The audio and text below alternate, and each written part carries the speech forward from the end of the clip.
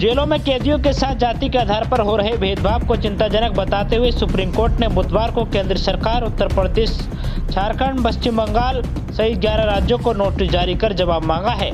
शीर्ष अदालत ने यह आदेश उस जनहित याचिका पर दिया है जिसमें आरोप लगाया गया है कि जेलों में बंद कैदियों के साथ जाति के आधार पर काम का आवंटन होता है। मुख्य न्यायाधीश DY चंद्रचूड़, न्यायमूर्ति JB पारदीवाला और मनोज मिश्रा की पीठ ने केंद्र सरकार, उत्तर प्रदेश, झारखंड, पश्चिम बंगाल के अलावा मध्य प्रदेश, आंध्र प्रदेश, तेलंगाना, पंजाब, उड़ीसा, केरल, तमिलनाडु और महाराष्ट्र को 4 सप्ताह के भीतर अपना पक्ष रखने को कहा है। इससे पहले जब याचिकाकर्ता की ओर से वरिष्ठ अधिवक्ता S मुरलीधर ने कहा कि इन 11 राज्यों की जेल नियमावली अपने जेलों के भीतर कार्य के बंटवारे में भेदभाव करती है और जाति के आधार पर कैदियों को रखा जाना तय होता है। उन्होंने कहा कि इन राज्यों की जेल नियमावली कारागार में जाति के आधार पर भेदभाव को बढ़ावा देती है।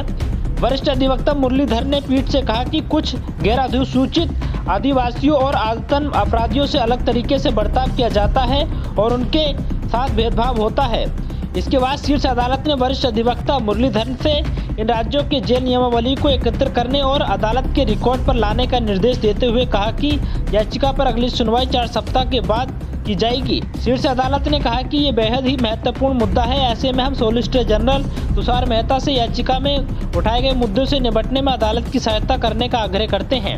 इस पर सॉलिसिटर जनरल मेहता ने कहा कि मैंने जाति के आधार पर जेलों में भेदभाव के संबंध में नहीं सुना है। हाँ, विचाराधीन कैदियों और दोषियों को ही अलग रखा जाता है। उन्होंने कहा कि यदि कहीं ऐसा है तो ये किसी भी कीमत पर स्वीकार्य नहीं होगा। सॉलिसिटर जनरल मेहता ने इस मसले से निपटने के लिए संयुक्त प्रयास की जरूरत पर बल दिया।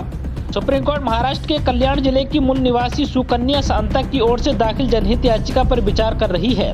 याचिका में उन्होंने जेलों में जाति के आधार पर भेदभाव करने का आरोप लगाया है। तो दोस्तों, इस खबर को लेकर आपकी क्या राय है, कमेंट करके जरूर बताएं। वीडियो को लाइक करें, शेयर करें। शुक्रिया, नमस्कार, गुरु फतेह, आदाब, नमो बुद्धा।